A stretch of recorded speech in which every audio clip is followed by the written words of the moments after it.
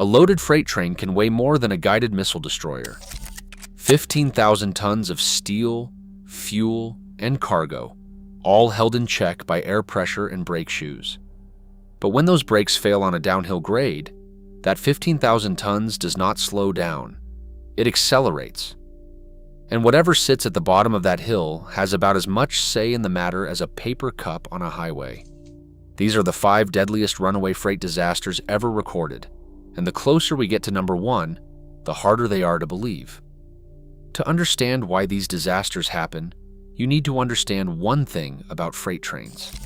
They are not like cars. A loaded automobile weighs maybe 2 tons. A loaded freight car weighs 100 tons. String 100 of those together behind a few locomotives, and you have a convoy that stretches over a mile and weighs more than most ocean vessels. Stopping that kind of mass takes distance. A freight train traveling at 55 miles per hour needs over a mile of track to come to a complete stop under ideal conditions. On flat ground, with every brake shoe gripping properly, with clean, dry rail.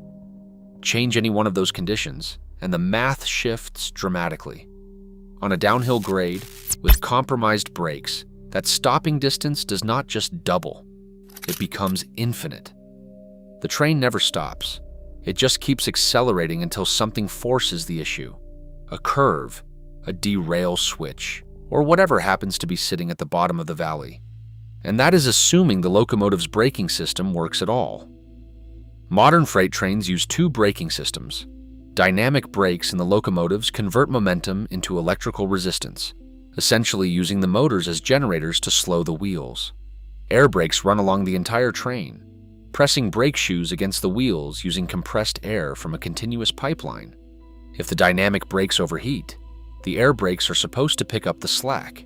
If the air brakes lose pressure, there is no third system, just gravity, tonnage, and time. Every entry on this list started the same way, a routine shipment on a routine line. And then one thing failed, and 15,000 tons of momentum became unstoppable. Let's start with a mountain pass in Southern California. Number 5, Cagayan Pass, California, May 12, 1989. The Cagayan Pass is a narrow corridor through the San Bernardino Mountains northeast of Los Angeles. Trains have been climbing and descending this pass since the 1880s, and for just as long, it has been one of the most dangerous stretches of railroad in North America. The grade drops steeply through winding curves carved into the mountainside, and any train heading downhill must rely entirely on its braking system to control the descent. On that warm May morning, a Southern Pacific freight train loaded with heavy cargo began its descent through the pass. The train was long, the tonnage was enormous, and the crew had done this run before. Dozens of trains crossed the Cagayan Pass every day without incident. There was no reason to think this trip would be any different. But somewhere along the upper portion of the grade, the dynamic brakes on the lead locomotives began to fade. The crew switched to the air brakes, which serve as the backup system, and pressed them hard. The problem with sustained air braking on a long descent is heat. The friction between the brake shoes and the wheel surfaces generates enormous temperatures. At those temperatures, the friction compound that grips the wheels starts to glaze over and harden. The braking force drops off dramatically, and the train, still under the pull of gravity, starts to gain speed again. The crew radioed dispatch. The train was picking up speed. They were doing everything right, and it was making no difference. The tonnage was too great, the grade too steep, and the brakes were fading faster than anyone could compensate for. They were running out of options, running out of track, and heading toward a populated area at the base of the mountain. By the time the freight reached the lower portion of the pass, it was traveling well over 100 miles per hour. The rail through that section curves through residential neighborhoods on the outskirts of San Bernardino, and the train was going far too fast to hold the turn. The locomotives and dozens of cars jumped the tracks and plowed into a quiet neighborhood at the bottom of the grade. 7 homes were destroyed. The wreckage scattered across several blocks. 4 crew members aboard the train were killed. The investigation that followed found that the braking system had been compromised before the train ever started its descent. Investigators identified overloaded tonnage, underperforming equipment, and a corporate culture that treated the Cajon Pass like any other stretch of flat rail. It was not one failure. It was a chain of small compromises that all came due at once, at the worst possible time. After 1989, new brake regulations were introduced for the Cajon Pass, specifically. But the scars on that San Bernardino neighborhood lasted a lot longer than the paperwork. And that brings us to number 4, which happened 3 years earlier on the other side of the continent. Number 4, Hinton, Alberta, February 8th, 1986. The Canadian Rockies east of Jasper National Park are some of the most beautiful terrain on Earth. Snow-covered peaks, frozen rivers, and dense forests stretch to the horizon. The CN Rail main line cuts through this landscape, carrying freight between Edmonton and the Pacific coast. On that February morning, a loaded grain train was heading eastbound through the cold. At the same time, VIA Rail's supercontinental passenger train was heading westbound on the same single-track main line. The two trains were supposed to pass each other at a designated meeting point, with the freight pulling onto a siding to let the passenger train through. The freight never stopped. It ran through 2 stop signals and passed the siding at full speed. Investigators later determined that the engineer and the head-end brakeman were likely incapacitated. They may have been asleep or suffering a medical event. Neither one touched the brakes. The locomotive event recorder showed no deceleration at all in the final minutes before impact. The VIA rail train came around a curve near the town of Hinton and found the freight train bearing down on them head-on. There was no time to react. The collision was catastrophic. The lead locomotive of the freight train buried itself into the passenger cars at a combined closing speed that turned steel into confetti. Diesel fuel from ruptured locomotive tanks ignited immediately. The fire was so intense that it took hours to bring under control, and recovery crews had to wait nearly a full day before they could reach some of the victims trapped in the wreckage. 23 people were killed. Dozens more were injured, many severely burned. The passenger cars closest to the impact point were virtually unrecognizable. Among the dead were crew members, passengers traveling cross-country, and people who had simply boarded the supercontinental expecting to arrive in Jasper by evening. The investigation consumed months. Toxicology on the freight crew was inconclusive. Whether they had fallen asleep, suffered a medical emergency, or something else entirely was never definitively proven. What was proven was that the railroad had no system in place to catch this kind of failure. If a crew became incapacitated, the train just kept going. There was no alarm, no automated intervention, no dead man switch that actually worked in practice on a long freight run. The Hinton disaster triggered one of the largest rail safety investigations in Canadian history. It exposed the absence of any automated system that could stop a train if the crew became unable to act. The recommendations that followed eventually led to the development and implementation of what is now called positive train control, an automated safety system that can override human error and bring a train to a stop if it is about to violate a signal or enter occupied track. It took a freight train plowing into a passenger consist in the shadow of the Rockies to make that technology a priority. 23 lives paid for a lesson the industry should have learned sooner. But the next entry on this list is the one that hit closest to home, literally, because the town it destroyed was asleep when the train arrived. Number 3, Lac-Mégantic, Quebec, July 6th, 2013. Lac-Mégantic was a small town in southeastern Quebec, right on the shores of the lake it was named after. It had a population of about 6,000 people, a quaint downtown core with bars, shops, and a popular night spot called the Mousy Café. On a warm Saturday night in early July, the streets were full. People were out. The band at Mousy Café was still playing. 7 miles uphill from town, a Montreal Main and Atlantic Railway oil train sat parked on the main line for the night. 72 tank cars loaded with crude oil from the Bakken Formation in North Dakota. A single engineer had been running the train alone, a cost-cutting measure that the railway permitted to reduce staffing expenses.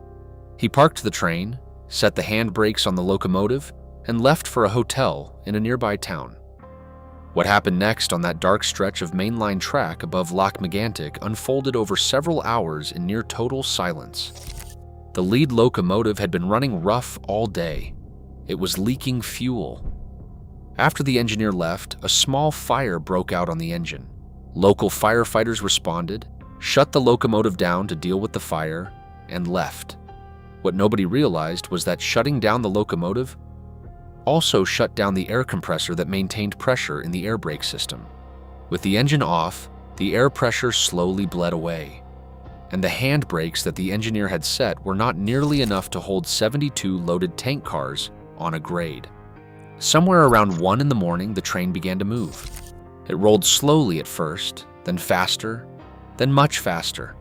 72 tank cars of crude oil, unmanned, unbraked, gathering speed in the darkness, rolling downhill toward a sleeping town. The train roared through a curve at the edge of Lochmagantic's downtown at over 60 miles per hour. The cars derailed, the tank cars ruptured, and the crude oil ignited. The explosion was enormous. Fireballs rose hundreds of feet into the air above the town center. The Musi Cafe was destroyed almost instantly. Buildings across several blocks were flattened or consumed by fire.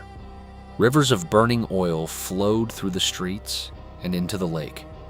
47 people were killed. Many of them were at the Musi Cafe when the first tank car detonated. Some were never fully recovered. The entire downtown core of Lochmagantic was gutted. The investigation that followed was devastating in its conclusions. The Montreal, Maine, and Atlantic Railway had been operating with a skeleton crew, deferred maintenance, and a regulatory framework that never anticipated a single operator being responsible for a mile-long oil train on a mainline grade. The railway's chairman initially tried to blame the engineer. The courts eventually convicted him of criminal negligence, but the deeper responsibility lay with a company that had cut every corner it could find. Lochmagantic changed hazardous materials transport regulations across North America. It forced a reckoning with the practice of one-person train crews. It led to stricter tank car standards and new requirements for securing unattended trains. And it left a town with a hole in its center that no regulation can fill. If you've made it this far, you clearly care about how these machines actually work and what happens when they don't. Hit subscribe. I cover railroad history, engineering failures, and the disasters that rewrote the safety codes. The next entry takes us back more than a century, to a time when rail safety barely existed at all. Armagh, Ireland. June 12, 1889. The Belfast and Northern Counties Railway was running a special excursion train on that June morning, carrying hundreds of passengers, many of them children, to a Methodist Sunday school outing at the seaside resort of Warren Point. The train was packed well beyond its intended capacity. Nearly 600 people were crammed into 15 carriages pulled by a small locomotive that had no business hauling that kind of load up the steep gradients north of Armagh. The driver knew the train was too heavy. He told the station master at Armagh that he needed a more powerful engine or a second locomotive to assist. His request was denied. The schedule would not allow it. Revenue was waiting. The train was sent on its way, packed to the walls with families who had been looking forward to this trip for weeks. It made it partway up the steep incline outside of Armagh before the locomotive's wheels began to slip against the rails. The engine simply could not pull the full load to the top of the hill. The train stalled on the gradient, motionless, caught between the effort of the engine pulling forward and the weight of 15 carriages pulling back. The crew made a fateful decision. They would divide the train, taking the front portion to the top with the locomotive, then returning for the rear section. They uncoupled the back 10 carriages and placed stones behind the wheels to keep them from rolling. The stones were no match for 10 loaded railway carriages on a steep Irish hillside. The stones gave way. The 10 carriages, packed with men, women, and children, began rolling backward down the hill. They picked up speed quickly on the steep grade. The passengers inside had no idea what was happening until the carriages were already moving too fast to stop. At the bottom of the incline, a regularly scheduled passenger train was heading up the same line. The crew of the oncoming train saw the runaway carriages hurtling toward them, but there was nothing they could do. The collision was head-on. 80 people were killed. Hundreds more were injured. Many of the dead were children. It was one of the worst rail disasters in the history of the British Isles. The Armagh disaster was so horrifying, so preventable, and so clearly the result of systemic negligence that it sparked immediate legislative action. Within months, the British Parliament passed the Regulation of Railways Act of 1889, which mandated 3 things we now take for granted on every railway in the world: continuous automatic braking on all passenger trains, interlocking signals that prevent 2 trains from being on the same stretch of track, and block signaling systems to maintain safe distances between trains. Before Armagh, rail companies could choose whether or not to adopt safety technology. After Armagh, they could not. The modern framework of railway safety, the one that protects billions of passengers every year, exists in large part because 10 carriages full of children rolled backward down an Irish hillside on a summer morning in 1889. And now we arrive at number 1, the deadliest runaway freight disaster ever recorded, and it is one that almost nobody outside of Iran has ever heard of. Number 1. Neyshabur, Iran.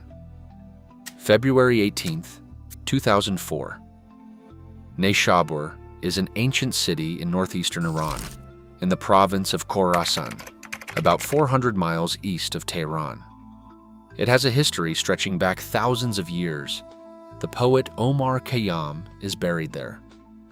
The city sits on a flat plain surrounded by dry hills, and a major rail line passes directly through its outskirts, connecting the capital to the eastern provinces. On the morning of February 18th, 2004, a freight train consisting of 51 cars was parked on a section of track near the village of Khayyam, just outside the Neyshabur city limits. The cars were loaded with an exceptionally dangerous combination of cargo: sulfur, industrial fertilizer, and petroleum fuel, all in the same consist. The train was supposed to be stationary and under control. The freight cars on that stretch of rail outside Neyshabur were anything but under control. The cars broke free.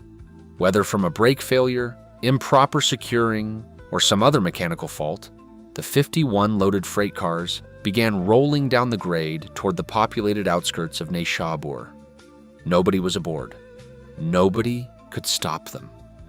The runaway cars picked up speed and eventually derailed near the village. Some of the tanker cars ruptured on impact. The sulfur and fuel caught fire. Thick columns of smoke rose above the wreckage and drifted toward the village. Emergency responders from Neyshabur arrived on scene quickly. Firefighters, local officials, and volunteers rushed to the derailment site to evacuate nearby homes and try to contain the blaze. What they did not know, and what nobody had adequately communicated, was exactly what was inside those freight cars. The fertilizer in several of the tankers was ammonium nitrate, the same compound responsible for some of the largest non-nuclear explosions in history. Approximately 5 hours after the initial derailment, as rescue workers were gathered around the burning wreckage and residents of the nearby village were still being evacuated, the ammonium nitrate detonated. The explosion was enormous. It left a crater in the earth, visible from the air. The village of Khayyam was essentially erased. Buildings within a wide radius were flattened. Windows shattered in Neyshabur proper, miles from the blast site. The shockwave was felt across the region. Nearly 300 people were killed. The dead included firefighters who had been working the blaze for hours, soldiers who had been called in to help with evacuation, local officials coordinating the response, a former mayor of Neyshabur who had come to the scene personally, and residents of the surrounding villages who had not been able to get far enough away in time. Rescue workers from neighboring cities who were en route arrived to find a landscape that barely resembled what had been there that morning. It was the deadliest runaway freight disaster in recorded history, And the cruelest detail is that the majority of the casualties were people who had come to help. The first responders, the volunteers, the officials who ran toward the fire instead of away from it were killed by cargo. They did not know was there, inside freight cars that never should have been carrying that combination of materials on the same train. The labeling and manifest system had failed to communicate to anyone on the ground exactly how dangerous the situation was. The people closest to the wreckage had no idea they were standing next to the equivalent of an enormous bomb. The Neyshaber disaster led to a major overhaul of hazardous materials transport regulations in Iran. The practice of mixing incompatible dangerous goods in the same consist was banned outright. New protocols were established for emergency response to chemical fires near rail lines, including mandatory evacuation perimeters based on cargo type.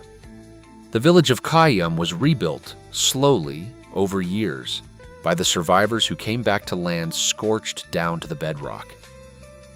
Every disaster on this list shares something in common. Not just the tonnage or the speed, not just the mechanical failures or the human errors. The thing that connects all five is the gap between what the system was designed to handle and what it was actually asked to carry. The Ceyhan Pass freight was overloaded for its brakes. The Hinton grain train had no automated backup for an incapacitated crew. The Lac-Megantic oil train was entrusted to a single person and a set of handbrakes. The Armagh excursion was too heavy for its engine and too far from any safety law that might have saved it. And the Neyshaber freight was carrying a chemistry set that should never have been assembled on the same string of cars. In each case, the physics was predictable. Gravity and mass do not negotiate. They do not wait for authorization. And they do not care how many cost reports say the system is fine. What changes after disasters like these is the distance between the rules and the reality. Armagh gave us automatic braking. Hinton gave us positive train control. Lac-Megantic gave us stricter tank car standards. Neyshaber gave us hazmat separation protocols. Every line of modern rail safety code has a disaster written behind it, a moment when the margin of error was zero, and the margin of profit was the only thing anyone had been measuring. The trains are safer now, the brakes more sophisticated, the signals smarter than anything the engineers at Armagh or Hinton could have imagined. But the freight still weighs 15,000 tons, and the mountains have not gotten any flatter. The only thing standing between a routine shipment and a catastrophe is the same thing it has always been. Whether someone decides that the schedule matters more than the physics. 15,000 tons does not care about your schedule, your budget, or your assumptions. It only cares about the grade.